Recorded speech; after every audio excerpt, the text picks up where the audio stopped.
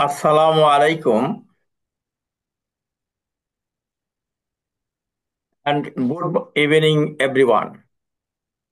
I warmly welcome you all today's Zoom session on how to write review article for medical journal.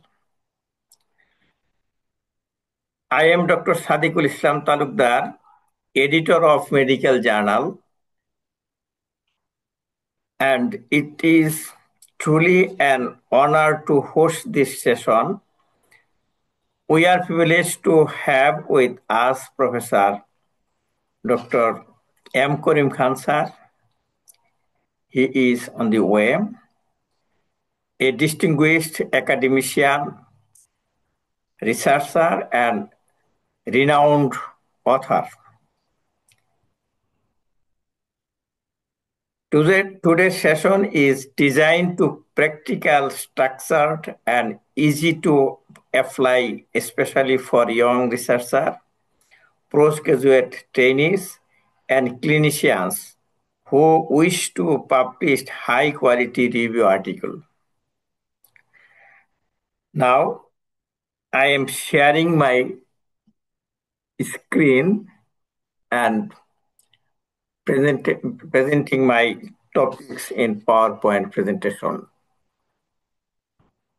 Topics is how to write a review article for medical journal. Speaker, I am Dr. Sadiqul Islam Talukdar, a resource person, Professor M. Karim Khan sir. Today's session is only 30 minutes. Purpose of this session: by the end of the session, participant will able to understand the types of review article, can develop a researchable review question, and follow the standard structure of a review manuscript, and can learn writing tips, common mistakes, and editorial expectations, and can prepare a manuscript that meets journal publication standard. Now, what is a review article? A review article is critical analysis of existing literature, identifies gaps and future direction, and synthesizes, not just summarizes, evidence. তা আমরা জানি যে review article গুলা হচ্ছে সেই ধরনের article যেটা original article না, অনেকগুলো আর্টিকেল পড়ে আমরা কিছু আমাদের আগে থেকে জানা যে সমস্ত ধারণা আছে তাদের মধ্যে কিছু আপডেট আসবে, সেগুলি বইয়ে নাই, সেগুলি আমাদের রিসার্চাররা রিসার্চ করে করে বের করছে। তাহলে সেগুলি আমরা এক্সিস্টিং যে নলেজ আছে আমাদের সায়েন্টিফিক নলেজ তার সাথে অ্যাড করে একটা নতুন একটা আর্টিকেল লিখবো, সেই ধরনের আর কি, সোজা কথায় বলা যাচ্ছে। এবং এই যে identify gaps and future direction, যে এক সময় আমরা যখন পড়তাম, মেডিকেলে পড়তাম এমবিবিএস এ, যে স্টোমাকে কোনো জীবাণু থাকে না এটা জানতাম, পাস করার পরেও তাই জানতাম। আমি যখন এমফিল পড়লাম, এমফিলে থিসিস পার্টি আসলাম, তখন আমাকে রিসার্চ করতে হবে। রিসার্চ করতে হবে তখন আর্টিকেল ঘেটে ঘেটে দেখি যে জাপানের বিজ্ঞানীরা স্টোমাকে এক ধরনের জীবাণু পাচ্ছেন, সেটার সাথে ক্যান্সারের অ্যাসোসিয়েশন আছে। তাহলে আমি জানতাম যে স্টোমাকে জীবাণুই থাকে না, অথচ সেই জীবাণু আছে, এটা এস্টাবলিশড, এবং তার মধ্যে দেখা যাচ্ছে সে ক্যান্সার হয়। এখন সেটা কিন্তু বইয়ে এসে গেছে। তো ওই সময় যারা রিভিউ আর্টিকেল লিখছে তারা এই স্টোমাকে হেলিকোব্যাক্টার পাইলোরি জীবাণু থাকে এবং এই জীবাণু দিয়া ক্যান্সার হয়, এটাও এস্টাবলিশড হয়ে গেছে, অথচ বইয়ে নেই। তো এগুলি রিভিউ আর্টিকেলে এগুলি পাই। তা আমিও ওই এই কাজটা আমি করেছি বাংলাদেশে প্রথম হেলিকোব্যাক্টার পাইলোরি প্রথম বাংলাদেশে আমি আইসোলেট করেছি স্টোমাকের ক্যান্সারের রোগীদেরকে এবং দেখাইছি যে association of Helicobacter pylori with gastric cancer. তো এই যে লিটারেচার সার্চ করে পাওয়া গেছে এবং তখন অনেক এই রিভিউ আর্টিকেল রচনা হয়েছে এই হেলিকোব্যাক্টার পাইলির উপর। এখনো হয়তো আপনারা যারা রিসার্চ করতেছেন দেখবেন যে কিছু কিছু রিসার্চে কিছু কিছু তথ্য আছে সেগুলা আমাদের বইয়ে নাই। তো সেগুলি হলো critical analysis of existing literature, identifies gaps and future direction and synthesises, not just summarises evidence. যদি শুধু সামারি করা হয় সেগুলো একটা লেকচার ক্লাসের মতো হয়। টাইপস অফ রিভিউ আর্টিকেল, তো এই রিভিউ আর্টিকেলের টাইপস আছে বিভিন্ন, যে কোনো জিনিস আমরা যখন পড়তে যাই তাদের বিভিন্ন রকম টাইপ থাকে, এই রিভিউ আর্টিকেলও টাইপস আছে। যেমন একটা আছে ন্যারেটিভ রিভিউ আর্টিকেল, আরেকটা আছে সিস্টেমেটিক রিভিউ আর্টিকেল, আরেকটা আছে স্কোপিং রিভিউ আর্টিকেল, আরেকটা আছে মেটা অ্যানালাইসিস। আমি জাস্ট একটা ওভারভিউ দিয়ে যাচ্ছি, আমরা প্রেজেন্টেশনের শেষে এইগুলি নিয়ে আলোচনা করব। আমাদের সাথে যারা জয়েন করবেন তাদের মধ্যে আমি জানি অনেকেই আসলে তারা নতুন না, তারা অনেক পুরাতন আহ, আছেন আর কি রিসার্চার। তারাও আমার সাথে কন্ট্রিবিউট করবেন যে যতটুকু পারেন। এখন চুজিং এ টপিকস, তাহলে আমাদের যে কোনো একটা আর্টিকেল লিখতে গেলে তার টপিকসটা ঠিক করতে হয়, যেটা আমরা বলি টাইটেল। সেই টাইটেলটা চয়েস করতে হবে। সেটা কেমন হবে, তার ক্রাইটেরিয়া হবে যে ক্লিনিক্যালি রিলেভেন্ট। এটা শুধু আহ, এই জনগণের একটা ইন্টারেস্ট হলেই হবে না, এটা আমাদের যে ক্লিনিশিয়ান আছে তাদের মধ্যে ইন্টারেস্ট থাকতে হবে এই বিষয়ে। আরেকটা হতে হবে রিসেন্ট অ্যান্ড এমার্জিং, রিসেন্ট ঘটনা এবং এমার্জিং ঘটনা। যখন আমাদের যখন আসলো এই করোনা ভাইরাস, কিন্তু আগেতে জানা ছিল, কিন্তু করোনা যখন ইমার্জিং হইলো 1919 সনে আর কি, 2019 সনে, তখন কিন্তু করোনা নিয়ে অনেক আর্টিকেল লেখা হইলো, এই রিভিউ আর্টিকেল। তো তার মানে ওটা ইমার্জিং ছিল তখন। তো এখন কি কি আছে সেটা আপনারা বলবেন যে এখন কি কি আহ, আহ, কোন কোন ঘটনা কোন ক্লিনিক্যালি ইম্পর্টেন্ট এবং ইমার্জিং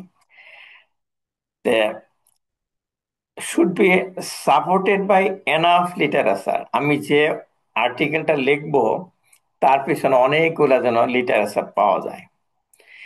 এখন তো ইন্টারনেটের যুগ, ডাটাবেস, যে কোনো ডাটাবেস যে সার্চ দিলে অনেক আর্টিকেল পাওয়া যায়। and should answer a focused question, আমাদের রিসার্চ কোশ্চেন আছে সেগুলি যেন উত্তর দিতে পারে, এই ধরনের লিটারেচার থাকতে হবে একটা আর্টিকেল লিখতে গেলে। তাহলে লিটারেচার সার্চ করতে হবে। লিটারেচার সার্চ স্ট্র্যাটেজিটা কেমন হবে, সেভাবে আপনি লিটারেচার সার্চ করতে হবে ডাটাবেসে। ডাটাবেস এখন ইন্টারনেটের ডাটাবেস গুলা আছে। এক নম্বরই ডাটাবেস হলো পাবমেড, তারপর আছে ক্রসরেফ এবং স্কোপাস।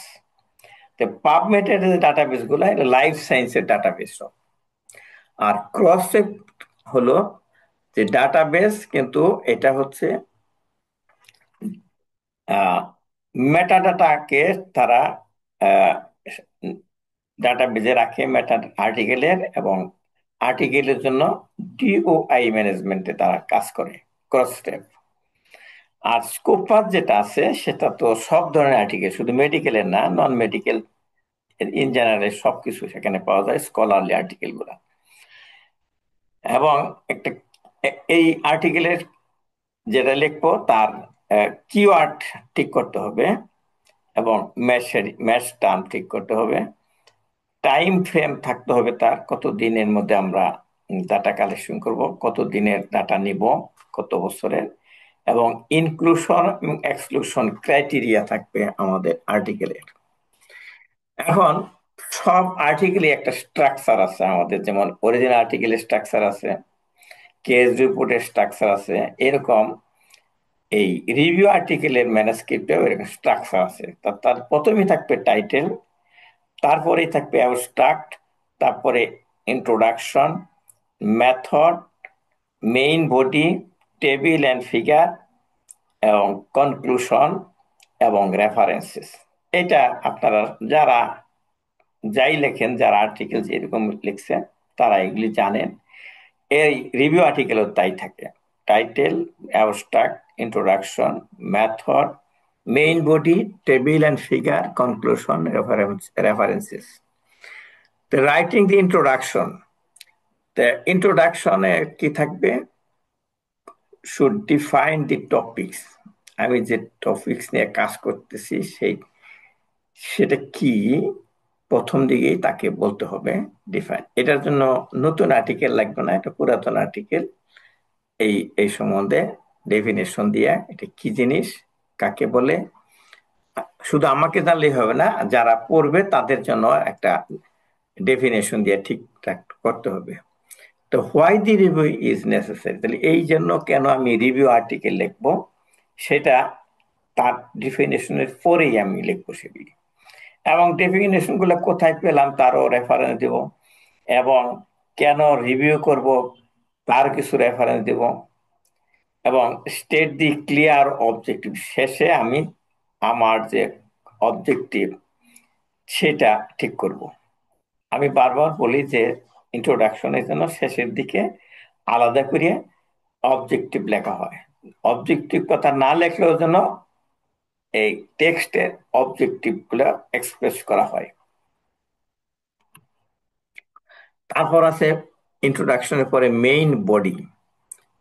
মেইন বডিতে কি কি থাকতে পারে? Epidemiology, pathophysiology, diagnosis, management, recent advances and controversies. Epidemiology, pathophysiology, diagnosis, management, recent advantage and controversies. এই আর্টিকেলে থাকবে tables and figure. Table and ফিগারে কি থাকবে? কম্পারিজন টেবিল থাকবে, এক একজন এক এক জায়গায় এক এক রকম ফাইন্ডিং পেয়েছে, কে কেমন পেয়েছে তার কম্পারিজন টেবিল। এটা আমরা অনেকেই দেখি যে এক এক দেশে এক এক বিজ্ঞানীরা এক এক রকম ফাইন্ডিং পেয়েছে, সেই আমরা যেটা নিয়ে কাজ করতেছি সেটার। আর থাকবে অ্যালগোরিদম আর কি স্টাডি সামারিজ। ওই বক্সে বক্সে দিয়ে আমরা সামারি স্টাডি গুলো লিখতে পারি। এখন হোয়াট এডিটরস এক্সপেক্ট, তাহলে আপনি আর্টিকেল লেখলেন, লিখে এডিটরের কাছে জমা দিলেন এডিট করার জন্য, কিন্তু এডিটর আপনার কাছে কি আশা করে? প্রথমে আশা করে এই আপনার আর্টিকেল যেন ক্লিয়ারিটি অ্যান্ড লজিক্যাল ফ্লো থাকে, আপ টু ডেট রেফারেন্স থাকে, আর critical writing, not descriptive. Critical writing হইতে হবে। আর প্লাজিয়ারিজম ফ্রি কন্টেন্ট, এই যে নকল যেন না থাকে, প্লাজিয়ারিজম ফ্রি কন্টেন্ট। তো এখন তো আধুনিক যুগ, এখন অনলাইনেই আমরা প্লাজিয়ারিজম চেক করতে পারি। তো প্লাজিয়ারিজমের একটা অ্যাকসেপ্টেবল একটা পার্সেন্টেজ আছে আর্টিকেলের টাইপ অনুযায়ী, সেই অ্যাকসেপ্টেবল যেন হয়, প্লাজিয়ারিজম ফ্রি হয়, যেন একদম ফ্রি থাকবে না, ওই অ্যাকসেপ্টেবল লেভেলে থাকবে। আর should follow the journal guideline. যে জার্নালে আপনি আর্টিকেল জমা দিবেন তাদের একটা গাইডলাইন থাকে, সেটা আগেই দেখে নেবেন, সেই গাইডলাইন যেন ফলো করা হয়। তা আমি দেখেছি আমার কাছে আর্টিকেল যখন জমা দেওয়া হয়, সেটা আমার গাইডলাইন ফলো করছে না আমাদের জার্নালে।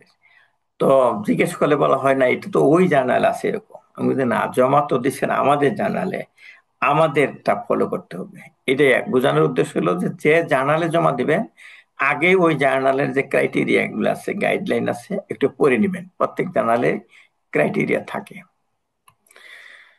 কমন রিজন ফর রিজেকশন, এখন আপনার জার্নাল আর্টিকেল জমা দিচ্ছেন, সেটা তো অ্যাকসেপ্টেবল, অ্যাকসেপ্ট হইতে পারে অথবা রিজেক্ট হইতে পারে।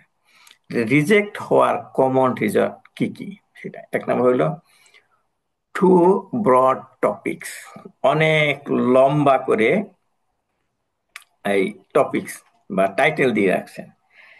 তো যদি দেখেন যে এটাকে শর্ট করলে মিনিং ঠিক থাকে, তাহলে শর্ট করবেন, যতটুকু করতে পারেন।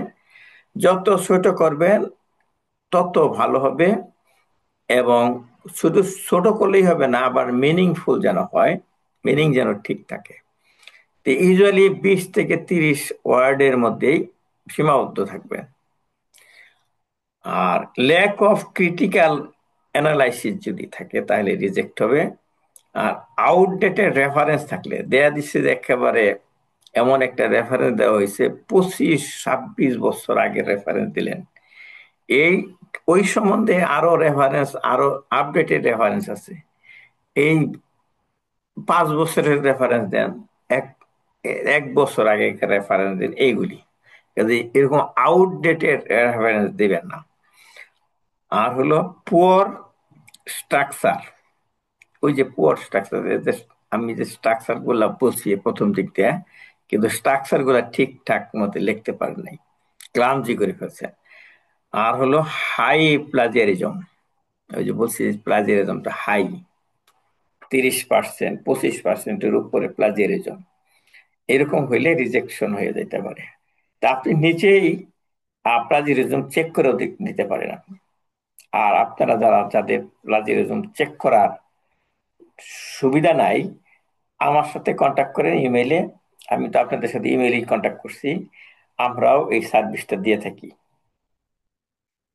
আপনি জমা দেওয়ার আগেও এটা করে নিতে পারেন। আপনারা যারা আবার ইয়ে করেন, এই থিসিস প্রোটোকল জমা দেন, থিসিস প্রোটোকলেও কিন্তু প্লাজিয়ারিজম চেক করে দিতে হয়, তাদেরও আমরা হেল্প করি। তো প্লাজিয়ারিজম চেক করতে গিয়ে একটা জিনিস খেয়াল রাখবেন, ওই যে নিচে যে আহ, লম্বা লিস্ট দেন, রেফারেন্সের লিস্ট, এটা বাদ দিয়ে দিবেন। কারণ এটা তো কমন, বিভিন্ন আর্টিকেলে এই রেফারেন্স গুলো থাকতে পারে, কাজে এইটা প্লাজিয়ারিজম সে ধরতে পারে। কোনো কোনো সফটওয়্যার সেটা ধরে না, কিন্তু ধরতেও পারে। তা আমি যখন চেক করি, এই ওইটুকু কেটে দিই, যেটাকে আমি চেক করব, একটা কপিতে ওই আর্টিকেলের নিচে যে রেফারেন্স লিস্টটা থাকে ওটা ডিলিট করে তারপর চেক করি।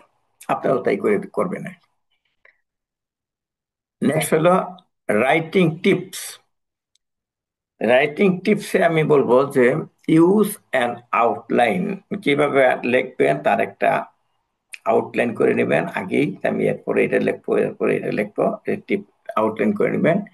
এবং সিম্পল মেডিকেল ইংলিশ ব্যবহার করবেন, শর্ট প্যারাগ্রাফ ব্যবহার করবেন, অ্যান্ড অ্যাক্টিভ ভয়েস ব্যবহার করবেন। আর ইউজ জোটেরো। জোটেরি হলো একটা সফটওয়্যার, অনলাইন সফটওয়্যার, এটা আপনার ল্যাপটপে সেট আপ দিয়ে নেবেন, এটা ফ্রি ডাউনলোড করা যায়, আমি ডাউনলোড করে নিছি। এই জোটেরো দিয়া করা যায় কি, ম্যানেজমেন্ট অফ রেফারেন্স। রেফারেন্স তো আসলে কঠিন জিনিস, আপনারা যারা আর্টিকেল লিখতে গেছেন দেখবেন যে রেফারেন্স লেখাটা মেনটেন করাটা খুবই ঝামেলা। এই জোটেরো দিয়ে যদি করেন তাহলে খুবই সহজে এটা ম্যানেজ করতে পারবেন।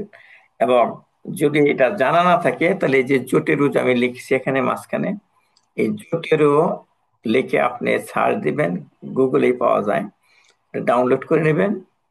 তো এই জোটেরোটা আপনি নিজেও আপনি ডাউনলোড করে সেটা হাউ টু ইউজ জোটেরো, এটার অনেকগুলা ভিডিও আছে Bangla, how to use Zotero Bangla লিখবেন, তাইলেই এই টিউটোরিয়াল আসবে ইউটিউবে। আপনি যেটা আপনার ভালো লাগে সেটা দেখে শিখে নেবেন আর কি, খুবই উপকারী এটা। তাহলে এই জটিলতা যদি আপনি রেফারেন্স গুলো মেনটেন করেন, সহজ, একদম সহজ হয়ে যাবে আপনার জন্য। ওয়ার্কিং উইথ কো অথার্স, আপনার সাথে কো অথার থাকতে পারে, তাদের সাথে কিভাবে কাজ করবেন। ডিভাইড রেসপন্সিবিলিটিস, কোন অথার কোন কাজটুকু করবে আপনার সাথে যারা আছে তাদের ভাগ করে দিবেন মিটিং করে। ইউজ শেয়ার্ড ফোল্ডার, এক একজনের এক একটা ফোল্ডার ব্যবহার করে। আর এগ্রি অন অথরশিপ, তারা যেন বলতে পারে কার নাম 1 নাম্বারে থাকবে, কার নাম 2 নাম্বারে থাকবে, কার নাম 3 নাম্বারে থাকবে। এইগুলি যেন মীমাংসা করে নেন পাবলিশ হওয়ার আগেই, জমা দেওয়ার আগেই। আর অনেকে আছে যে এই করসপন্ডিং অথার কে থাকবে বুঝতে পারে না। আমি বলি কি, করসপন্ডিং অথার কিছুই না আসলে। তিনি এডিটরের সাথে যোগাযোগ করেন, আগে শোনা, এডিটরের সাথে যোগাযোগ করেন, অথবা পাবলিশ হওয়ার পরে যে আপনার এই আর্টিকেলে যদি কেউ কোনো কোশ্চেন করে বা নিতে চায়, আর্টিকেল কপি নিতে চায়, তাহলে তাদের সাথে যোগাযোগ করবে যিনি, উনি হলেন করসপন্ডিং অথার। ওনার আলাদা কোনো আহ, ই নাই, স্পেশালিটি না যে মানে সবাই মিলে ডিসিশন নেয়, এটা কো অথার কে থাকবেন আর কি। আর যিনি ফার্স্ট অথার থাকবে, মূলত তিনি এটার প্রায়োরিটি পান বেশি।